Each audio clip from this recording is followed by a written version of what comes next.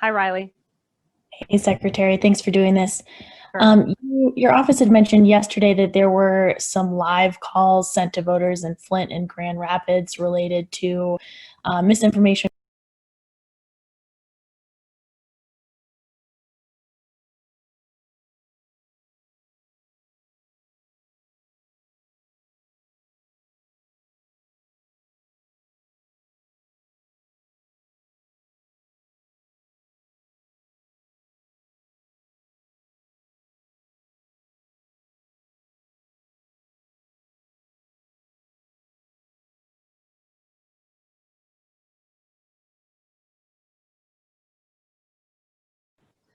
We know a couple of things. One, when calls came to our voters, they were almost immediately reported out to our Attorney General and to our office. Our Attorney General then swiftly went to work, both debunking the claims and launching an investigation. And we're, of course, supporting that investigation. And we worked and really doubled down our efforts to inform every voter about their rights. It's a good thing. It's an encouraging thing. And it shows to me, the goal of misinformation is to cause citizens to lose confidence in the results of their election and believe that their votes don't count and their voices don't matter. But we really have been working in Michigan to make sure if and when misinformation hit our state and hit our citizens, as it did yesterday in certain areas, that they knew not to believe it and they knew what to do with it, which was reported to us. And that's exactly what happened. Let's conclude on the results. Well, the algorithm that's there moves Trump votes to Biden. That's what it's doing. And I don't think anyone will argue with it, because we've seen Trump votes moving to Biden. The second thing is that as precincts increase with a higher percentage of Republicans, greater percentage of Trump votes are transferred to Biden. So you would think, wow, more people are Republicans in this precinct. You would think Trump would do better. In fact, it seems like going to Republican precincts was his worst nightmare. You lose more, he lost higher percentage of votes, the more Republican precincts they were. Another way to think about this is the more the precinct was Republican, the more percent of Trump votes are transferred to Biden in that precinct. I'll repeat that. The more the precinct was Republican, the more the percent of Trump votes are transferred to Biden. And by case in point, let's just go look back here at Kent County. This very dramatic graph here. So very Republican. This is almost like 90% Republican. So the slope of the discount to Trump's votes is the same for each county. That's what's more interesting. What do I mean by that? What is the slope? Again, people, if you have forgotten algebra, right? Y equals mx. This slope, this line, this is a little bit steeper, but by and large, the slope is pretty much the same. Okay? So the slope of that line looks very similar. And that's what we wanted to make it. The slope of the discount to Trump's votes is reasonably, quote unquote, I should put the same for each county. So what's the discussion? So those are the results. Let's have a discussion here. So the algorithm, we believe, is a weighted race allocation method. It's a transfer of a percent of votes from one candidate to another. As we've discussed, the percent is a weighted decimal value, and we can calculate it as we get more data. But clearly, the weighted race method is a documented feature in election systems as early as 2001. It's in the manual. It's documented where the weighted race are tallied by weight. So if Benny got 1,000 votes, I got 1,000 votes, they can literally weight Benny's votes where his votes could be 2 to 1. So he gets two votes for every vote that he got. The other important thing to understand is in the election of US President, Vice President Cheney, Bush versus Kerry, and what you can see here is the discovery is that our votes are also stored as decimal fractions. So for example, Kerry Edwards, you can see down here, is not 120,360 votes. It's actually 120,360.63. And one of the important things that Benny was able to do, Benny, you went and actually got the Access database. Yeah, these were a result of court cases, and this was the GIMS database from Premier Diebold at the time.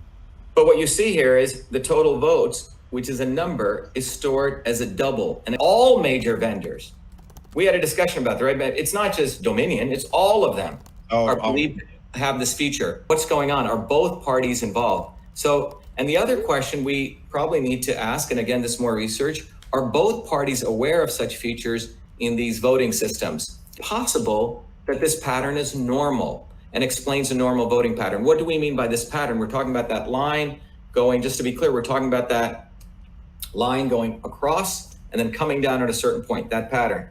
Line going across and coming down. Maybe is this just normal? Well, and in fact, for example, Mitt Romney would say, and he has said this, the pattern makes sense. He would say, look, since Republicans stay Republican, but no longer like Trump, this could be true, right?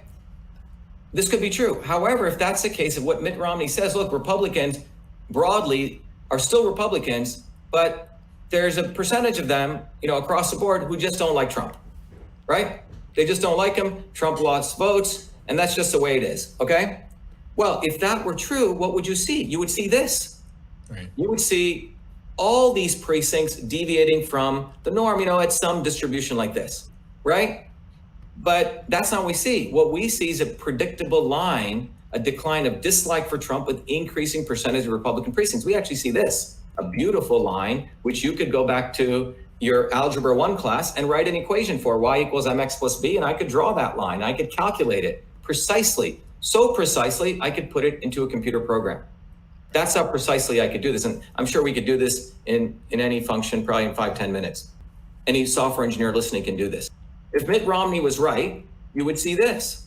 Or if any rational person would write, oh yeah, Trump just pissed off a lot of Republicans everywhere. Well, across all precincts, you'd see this. So just to be clear, Mitt, if you're listening, if what you were saying, Mitt, that would sure be like this, but the reality is like this. And I think Mitt would probably find this a little more, I would be illuminated if he could answer this in some normal means. So given that this predictable linear decline of dislike increases, it makes no sense, right? This makes no sense unless a computer algorithm was in place to lower Trump's votes as a function of percentage of Republicans in a precinct. Our position is that could only be done by a computer algorithm in such a precise way over so many precincts, okay? It's not like, because over so many precincts, you'd see some random fluctuations. You don't. You see a nice little line going there. It's something that's artificial. The allegations are too broad, too far-reaching, and we must answer these very serious questions. And particularly when you look at how Republicans won nationwide, and yet we're to believe somehow President Trump, the same ones who voted for Republicans across the country, voted for President Trump as well.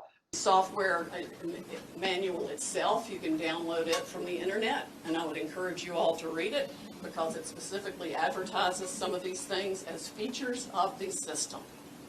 Why it was ever allowed into this country is beyond my comprehension.